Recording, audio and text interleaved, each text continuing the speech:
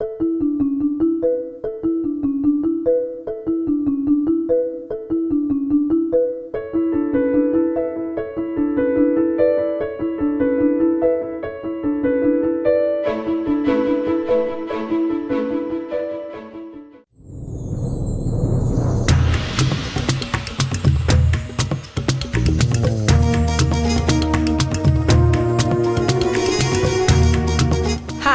Naisha McCauley, and you're watching accesstv.org.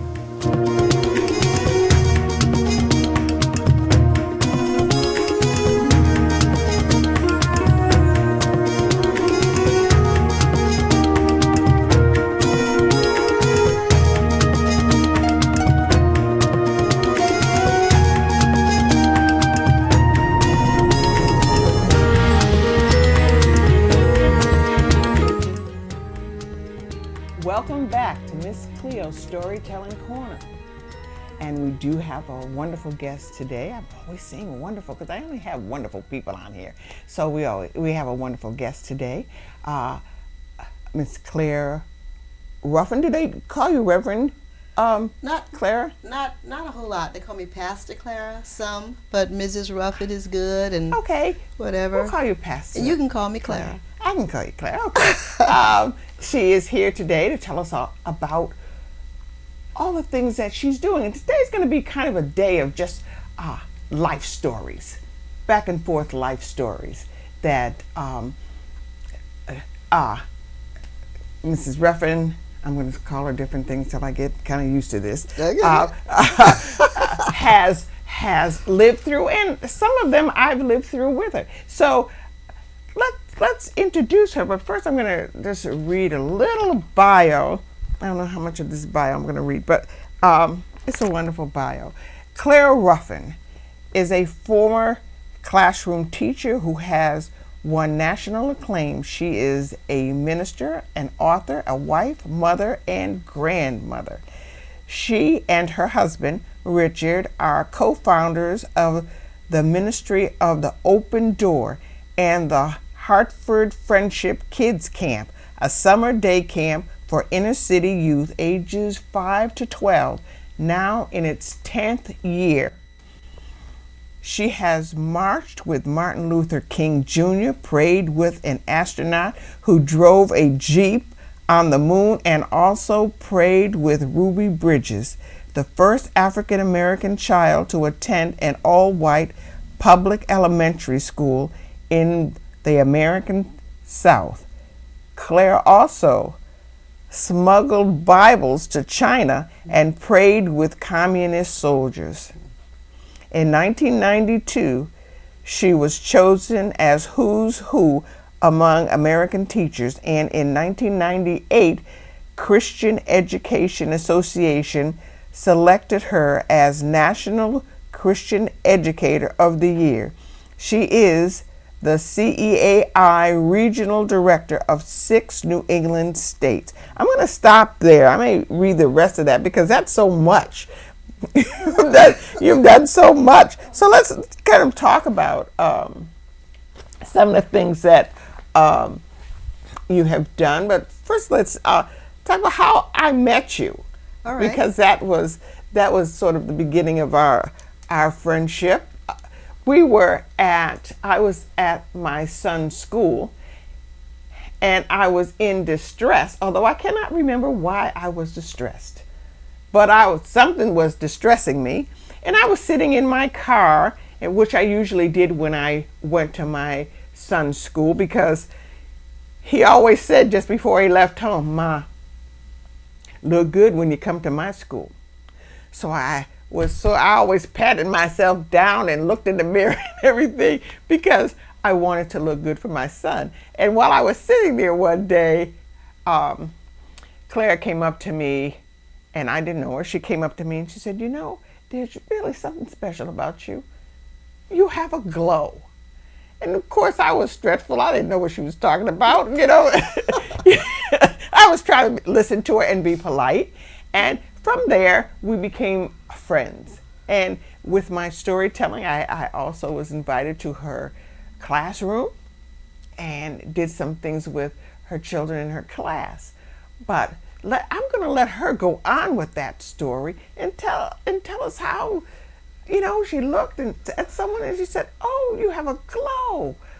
Oh, you're a special person." And so I'm going to stop there and let her explain the rest of this and go on with your life story. Claire, go ahead. Cleo, let me tell you, it really is the truth.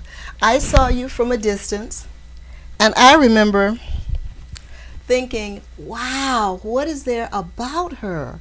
And in my usual way, I approached you to tell you because I was looking at your face. It was so luminescent that I was wondering, was there a particular line of makeup that you were wearing? And if it were, I wanted some of that because that was just the way it was. And I see in retrospect that it might have been a strange thing for me to come up to you, a stranger, and to just say that. But it's not a foreign thing for me to try to drop a compliment or to inquire about something that I see. And I found that you were very approachable. You didn't let on that you were in distress or anything like that. You you indulged me by talking to me. And that was, from there, I just admired your spirit. And I liked you a lot. And you just seemed to be a person full of good things. And therefore, I wanted you to come to my class and to speak to my class. And you did. I did, and I had a wonderful time there. But you went on. Were you an author then? You weren't an author when I met you, right? I'm not sure when I taught your son. I really can't say. I know it's been 30 years at least that I've taught him. I'm not sure. I became an author though.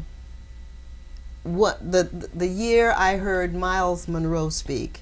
I went to, it was in '98 that I went to Chicago, and he happened to be there. I'd never heard of the man, and so I was sitting, and they were, how you go into a different town, you do the window shopping and stuff like that. That's what I did, and they were trying to recruit people to come into his conference. So few people had attended, and so I just went in just to do a favor. I was just going to stay a little bit of time, but I saw this man. Not tall in stature at all, but he said something like, he held out his hand. He had a little acorn in it. He said, "What is this you see in my hand?"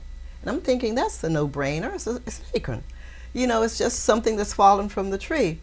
And he said, "Well, some would see an acorn." He said, "But others, some might see a forest." And then he asked the question, what is the richest place in the world? And he gave us a moment to think about it. What is the richest place in the world? I'm thinking Fort Knox. He said, it's not Fort Knox, as if he had read my mind. It's not the gold mines of South Africa. It's not in any institution. The richest place in the world is the cemetery. The cemetery. How do you find wealth in the cemetery? He said there are a lot of people there who were given a charge, given an assignment to write a book, to sing a song, to paint a canvas. He said there's wealth in the graveyard because some people never got around to doing it. They never did their assignment. They started it and then they dropped it. And I was squirming by that time because I knew that the Lord had given me something to write. And so I promised him, if I can get out of this place alive, I promise you I will write that book. And that was the first book that I wrote. As soon as I got out of there, it was like, Lord, thank you. Because I didn't want to be a part of that unused wealth in the graveyard. What did he mean? What do you get out of what he meant? The wealth was in the graveyard if they had not... they didn't do it. They could have enriched the some world. Of them. Yes. They could, if they had just done it. I mean, the singers that never sang, the writers that never wrote, the painters that never painted, that kind of thing. I'm convinced that you're doing what you're supposed to be doing, but that was a choice that you made. Right. Yes. And so it ultimately goes to the fact that we make choices in life. I chose to write because I had been given the gift of writing. But you've done so many other things. I mean, you married, you had children, you went to college, you were a teacher, you did all of these things, all of those things, and all the time there was something in the back of your head. I'm just saying this to you. Tell me if I'm wrong. That said, not that I should be a writer, but I like to write. I like to do this. And not actually thinking I want to be a writer. Right. Or I should be a writer. People saw that in me before I saw it in myself. I would write letters and they would say, "This is so good." And I would say, "Where?" Because I didn't see where the good part was. I was just expressing myself. But the day did come when I read something in a book. And I said, I could have done this. I could have written this. That was the way it happened. And so there's been a progression in terms of the things that I've done. One thing has led to another, to another, to another, to another. It's just been like that. It seems some of us are nurtured through our parents, with our gifts from a child all the way up. But even though they do not, there is something that also nurtures us, and no one nurtures us, because it's still there and it still progresses. And I say that because as a child, I told stories. I always told stories. I always ran around. I picked up my foot. I wanted to be a dancer. I did all of these things. And I told stories all my life. So it was just something to annoy the family, I guess. And when I went to seminary and went to Christian education training, I told a story. We all had to have a person, and so I told the story of Jezebel because I was fascinated. There was actually a Jezebel in the Bible. And they said, "You're a storyteller." And I'm a storyteller? Well, and then the first time I was in church, when I had to preach, and I refused to go up on the pulpit because I thought it was too high, too far away from the people I was telling. So I was on the floor. My sister said, "What are they getting excited about? That's what you always do." And so I realized that I had been in training for many years to get to this point. And I realized that when I was telling the story, I said, this was training. So I'm asking you about the writing. It was about the same way. Yes. That it just was a natural. It was a natural thing. And it was a thing, it wasn't a thing that you did and you didn't work with, because you have to edit and you have to, if you've been given a gift, you have to work on that gift. Yes. Which is what you're supposed to do anyway. It's just like a house is more than just slabs of wood. There's a plan to it, and you just work on it to make it the best that it can be. Now, because you're a storyteller, is that why you like that story in my book about the hair-raising experience? Right, because I could see it in my head. Well, you could see it in your head. Is that a play on words? No. Yes, it is. No. Because the wig was not on my head anymore. Right. But the story excited me, and I think it would lighten people up. That what a wonderful little story. Of course, I mean, I know it wasn't pleasant for you, but the people around you who might have laughed and got a little chuckle out of that, not at you, but just at the whole situation. Yeah. It's a wonderful story. So that's why. Yeah, I think it's a great story to tell. Okay. So you don't have to read it if you don't want to. I'll read it a little bit later if you want me to. Okay, we're gonna in a few, I know, less than a minute here. We're gonna break, and then we're going to, when we come back, you're gonna read some of your pieces of your story or the prose. Okay. And I just have one little thing that I want to say to you that I hope that you remember when we come back. So stay tuned, and we will be right back with Miss Cleo's Storytelling Corner. See you then.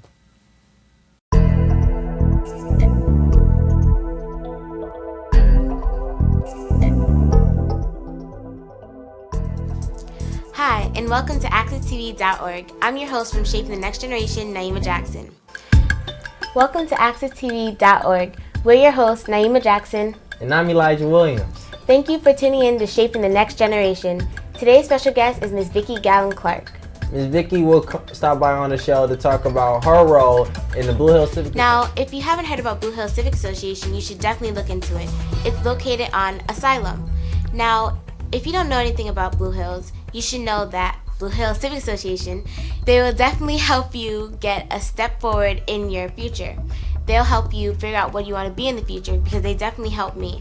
I figured out what I want my career to be, I figured out what college I want to go to, and I figured out what I want to major in. Blue Hills helped me because they helped me learn how to write a resume, a cover letter. They prepared me for an interview to get a job.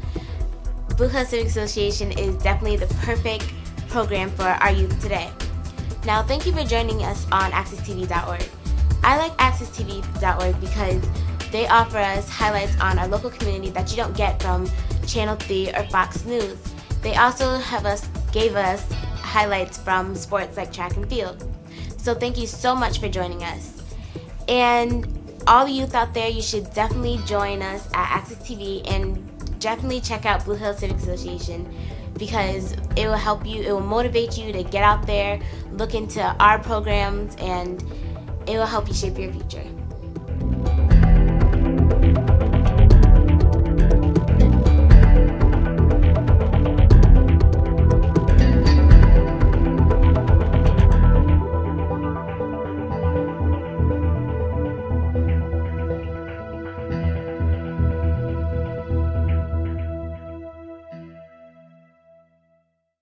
Welcome back to Miss Cleo's Storytelling Corner, and right now we're going to listen to Clara Ruffin read a little bit of her works.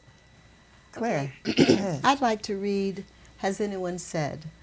And I wrote this when my sister passed, and it was a painful time for me, but it made me wonder how many people, express themselves to their loved ones as they're going through or as they're transitioning or whatever. But this is the poem that I wrote and read at her funeral. Has anyone said I love you?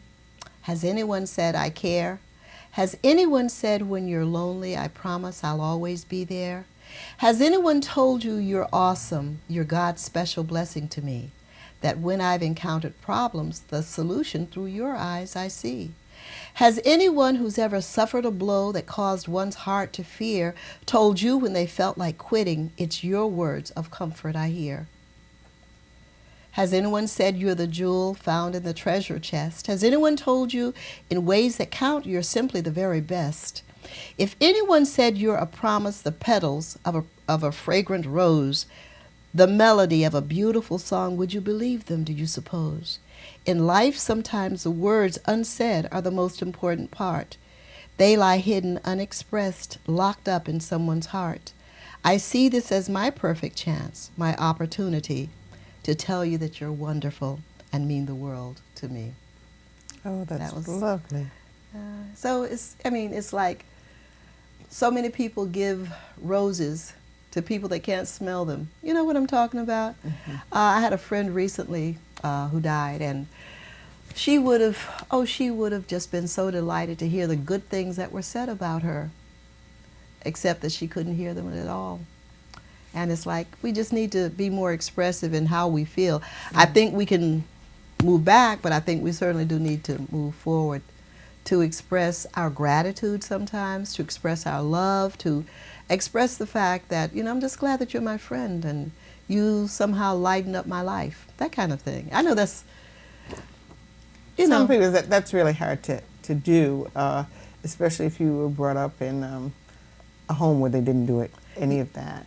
And so that's wonderful to have something written that you could read, so you can get over all those inhibitions that you want to tell somebody that you love them and thank you. Yeah. But it's hard to do, but you can open up a book, you can open up your book, and you could read that poem that tells them that, even though the person knows already. Yes. They already know you love them. Mm-hmm. Listen, Yeah. I've started this card line that Okay. you've mentioned. And it's, I'm going to see, I don't know if you can see that. Can you see that? Okay. It says, for one who has made a difference in my life, in a world of over 7 billion people, whatever you do, never ever doubt your significance. It says, there's no one else like you, no one. Everything about you is unique and special, precious even.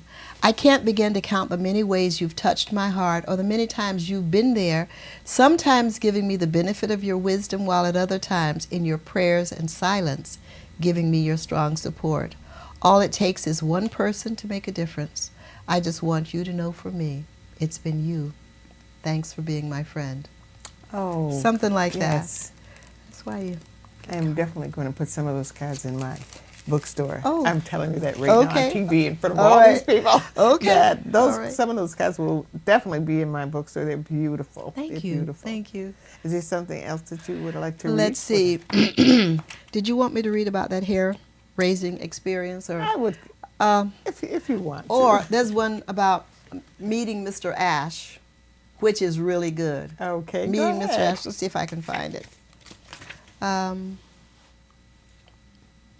Meeting Mr. Ash is on 131 in this particular book. And what's the name of that book? The name of this book is Wisdom from the Briar Patch. Wisdom from the Briar Patch. Oh, okay. Talks about some of the experiences as a teacher. None of these names are true, so I just want you to know that. But Jeremiah was and I know that you can imagine this. I know you can. Jeremiah was an easygoing, bubbly kid. Compared to the other guys in the class, he was short and chubby in a solid kind of way. To everyone, he was off limits because of his big brother's involvement in a gang. Few in the class were brave or foolish enough to mess with him. If that brother from the gang would not retaliate, then some other sibling would. There were at least 10 other brothers and sisters in the family. It was rumored that all of them could fight. I had my initial encounter with Jeremiah on the first day of school when I did the attendance. His name had an unusual spelling. I thought to myself, I've never had a student with this name before. When I called his name aloud, he muttered, "Man, how come I have to tell all you teachers how to pronounce my name? It's Jeremiah, miss, not Jemiah. You teachers make me sound like a germ." I looked again at his name and began to suspect that his mom had misspelled his name on the birth certificate. However, if he wanted me to call him Jeremiah, then I'd call him Jeremiah. 3 things stood out about him. He was as cute and as cuddly as a teddy bear.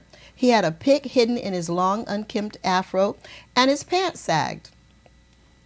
Once, after repeatedly telling him to wear a belt, I tied some pink yarn around his waist. "Ah, miss," he said, you're going to have everyone teasing me. Can you at least get a different color yarn?" He assured me from then on he'd wear a belt. Then he smiled, and I knew it was all right. I liked Jeremiah, and he liked me. His liking me did not mean he'd do the homework I assigned. He worked slowly, and he'd throw up his hands when he decided he'd had enough. "Miss, I'll come back to," he said, and almost all of the time it meant he'd be remaining after school with me for help. Once or twice I went to his house when he was absent from school to check on him. Jeremiah's mom was a small, attractive woman from the islands. She seemed too young and vivacious to have so many kids, and she laughed when I told her so. Because she knew I was interested in her son, as far as she was concerned, I could do no wrong. Do you want me to continue the reading, or do you want me to just go tell ahead. the story? Okay. Go ahead. I had her wholehearted support simply because she felt my concern for her son was genuine. 2 things bothered me about Jeremiah, though. One was the pick that always jutted from his hair like a tilted crown. Just to shut me up, he sometimes wore his hair in china bumps, which was a style that took hours to fix. One of his sisters, I imagine, would patiently part his hair into tiny sections and place rubber bands around each section part. It was a departure from his usual preferred style. The other problem dealt with his constantly sagging pants. The latest fashion, fad or not, I was not having it. One day when I was escorting my students to the cafeteria, I noticed Jeremiah's attire. The sweater he wore was appropriate, but Lord, those pants, sagging again. Surprising him, I came up behind him and lifted up his shirt. I fully expected to see an untied belt hanging loosely from his pants. Nowadays, teenagers wishing to make a fashion statement expose the top of their underwear so that when the pants are dangling near their calves, you can still see the underwear. I almost fainted when instead I found myself looking at the top of Jeremiah's buttocks. My eyes quickly moved from his behind to his startled eyes. For a millisecond, our eyes locked. My mouth was still flapping like a fish's with no sound coming out. What can I say to this boy whom I've embarrassed in front of his classmates, I thought, furious at myself. Why in the world had I pulled up his shirt? Where was his belt? Oh my gosh, where were his shorts? He didn't have on any shorts. I looked at my hand, which still held onto his uplifted shirt. I immediately dropped it as if it were a live coal. Looking into his eyes with a broad smile on my face, I said the first thing that popped into my mind. Why, Jeremiah, I beamed, I've just met Mr. Ash. Mine was probably a poor choice of words since Jeremiah's backside needed some lotion. We both laughed so hard that tears ran from our eyes. Oh, but those were the good old days when a teacher's touch was not the threat it is today. During those years, I remember having several students, black, Hispanic, and white, spend the night over at my house on a Friday night as a reward. We got up very early the next morning and went to eat breakfast. At another time, I invited my homeroom students and their parents over my house to see the Christian movie Like a Thief in the Night. Could I do those things now? Would I chance it now in a public school? I believe we know that answer. And it just goes on with some advice for an educator now. How not to take some of the risks that I took. I taught in a different time, it seemed. I taught in a time when kids didn't come into the school with a gun. Or it wasn't just, I mean, it's not just kids now, it's adults. It's a form of insanity, it seems to me. Is that why this is a good time just to tell us a little bit about your camp? Okay. Do all these things connect? They do. They all do. These things connect. My husband and I started the ministry in our home some years ago. And the purpose was, we started around Thanksgiving, and the purpose was to help people who were going through. Because at that time, we were kind of going through. We had bills to pay, and we were both teachers, but we were still going through. You know, we had 2 sons to take care of. We had a mortgage and all of that. So one Thanksgiving, we just decided, we'd seen someone sleeping on a bench. And we said, why don't we open the doors of our home and invite anybody to come in? We'll treat them all like family since we don't have any family here. And so we went to the fire chief's home. We went to convalescent homes. We went to shelters. And we invited anybody who would come. And we cooked. Oh, it took us more than a few days to cook. But from the South, we had the potato salad, the candy yams, we had the collard greens, we had chicken, stuffing, ribs, we had all of that stuff. I remember. Oh my gracious. And so, yes. But very few people came, and it made me think of Luke 14 when it talks about inviting people. So we had about maybe 14, 15 people on Thanksgiving Day. But the following Sunday, we had over 40 people come, and so we started doing that.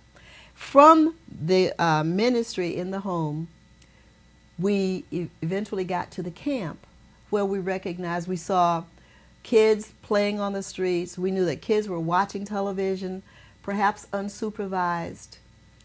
And so we knew that parents were struggling, and many of them single parents. So we started the camp. When we first started, it was $15 a week. And that was from 9 in the morning until 2 in the afternoon. And it was fun. It was really fun to do it. And then we eventually moved to Noah Webster School. I remember the morning when this man approached me and said, oh, you guys have a camp, you and your husband. And I said, yes. He said, so are you licensed with the state? And we said, no. He said, you know, you have to be licensed with the state. I said, well, don't call us a camp, call us anything. We don't have to be called Hartford Friendship Kids Camp. He said, but if you meet with a certain number of kids, a certain number of days, for a certain number of hours, you are a camp. And he said, you have to be licensed with the state. And I said, okay. He said, or you can be fined. And I'm thinking, I don't care about being fined $25, you know. I can handle that. But I thought, wisdom said, ask him how much. And I said, well, how much? And he said, $500 a day. Oh, talk about motivation. That was some motivation. That was some motivation. Within a week, we were licensed. My husband went to Watertown, got lost going, but he went every night for a week to become licensed, to be the, to be certified and all of that stuff. You have to be Red Cross, CPR, all of that. Right, so, yeah. right. So that's how we started with the camp. After that, it got to be tough with the camp because then you have the insurance to pay, all of that stuff. It was very costly. What the children? How did we just have about a minute? So let's. Time has flown, Cleo. Flew right by, and we're having such a great time. But we do charge $50 a week still. Oh, right. $50. So we're there from 9 until 5, and this year we have enrolled about 82 students. We have this less than a minute. Tell me, the little girls who repeated that, what they teach in camp. Can you just repeat that? Okay, I'm a person of character. That was Destiny and Soleil. I'm a person of character, someone to look up to and admire. I'm a person of character. I make the world a better place. I'm a person of character. Oh my gracious, they know it better than I do. I'm fair, caring, responsible, respectful, and I practice good citizenship. And I left out about 4 lines of that. What a wonderful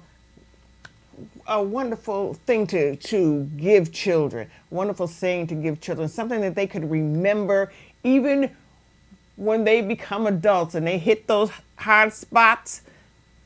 That saying is going to come back to them, and that's what you're looking for, yes, right? That's what exactly. You want that in them from the soul up, so when they hit a problem or something happened to them, they can remember that saying, and they could see the camp, they could see you, and I'm sure, and their parents, and that's what we need to teach our children, those pictures, those mind pictures that they will never ever forget.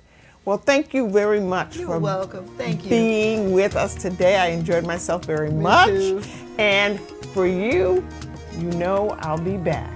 So you remember, while we're away, read a little, write a little, dream, imagine. And you take care of yourself. And we'll see you next time.